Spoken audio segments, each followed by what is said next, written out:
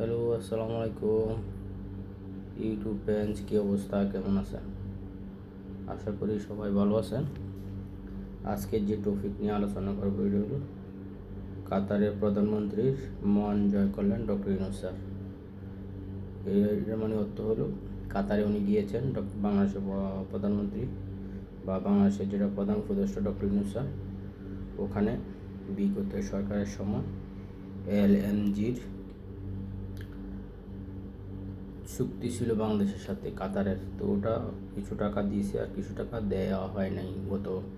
বিগত সরকারে টাকা দিয়েছে না দেওয়াতেই এটা ডক্টর ইউনূস সরকার এলএনজির পুরো টাকা দিয়ে এলএনজির চুক্তি নবায়ন করতে সম্মত কাতার, মানে টাকা পরিশোধ করে দিয়েছে। এখন নবায়ন কোনো সমস্যা নাই, নতুন করে এটি বুঝিয়েছে।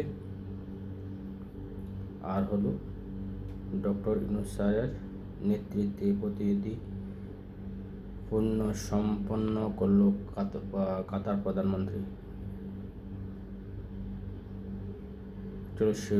শিরোনাম শীর্ষস্থায়ী বিনিয়োগকারীদের বাংলাদেশে বিনিয়োগের আহ্বান জানিয়েছে প্রধান উপদেষ্টার এবং উপদেষ্টার সাথে যেটা হয়েছে, যারা ছিল তারা।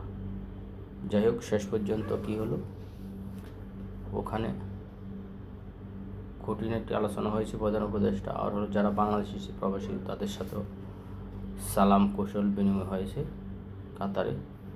আর নতুন করে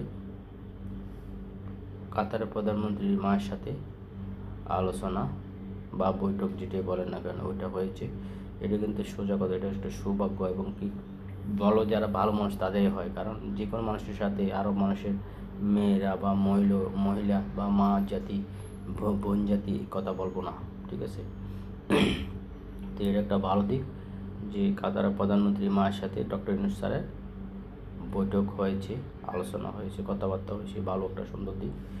আর হলো সাথে ছিলেন আমাদের ডক্টর ইউনূস স্যারের প্রধান প্রেস সচিব শফিকুর রহমান, উনিও ভালো কথা বলছেন যে সফল হয়েছে।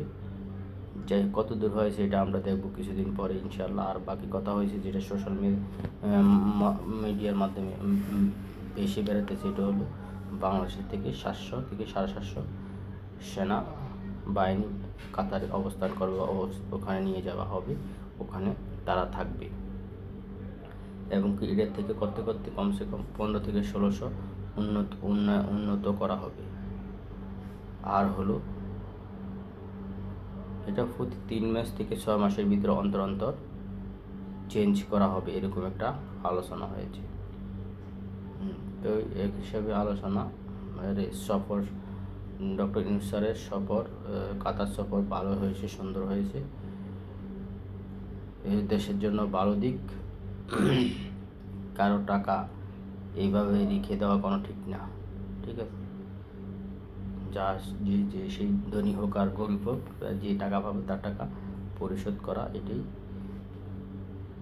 নিয়ম, এটাই ইসলাম বলে আসছে, ঠিক আছে? হয়তো একটু লেট হবে কিন্তু তার টাকা পরিশোধ করতে হবে, যেটা বিকশিত সরকারি করে নেয়, যে কোনো কারণে হয়তো কারণবশত করতে পারেনি, ঠিক আছে? তো এটা করছে এখন এলএনজি, নতুন করে নবায়নের কোনো সমস্যা হবে না। আর হলো আমার ভিডিওটা কেমন হয়, অনেক দিন গতকালকে ভিডিও দিতে পারিনি, ব্যস্ততা ছিলাম, আজকে তাও একটু কোনোরকম একটা ভিডিও বানাইছি। যাই হোক, ভিডিওটা কেমন হলো, আর ভিডিওটা ফুল ভিডিও দেখবেন, ফুল ভিডিও দেখে শেয়ার করে দিবেন, সাবস্ক্রাইব করে দিবেন, ফুল ভিডিও দেখবেন।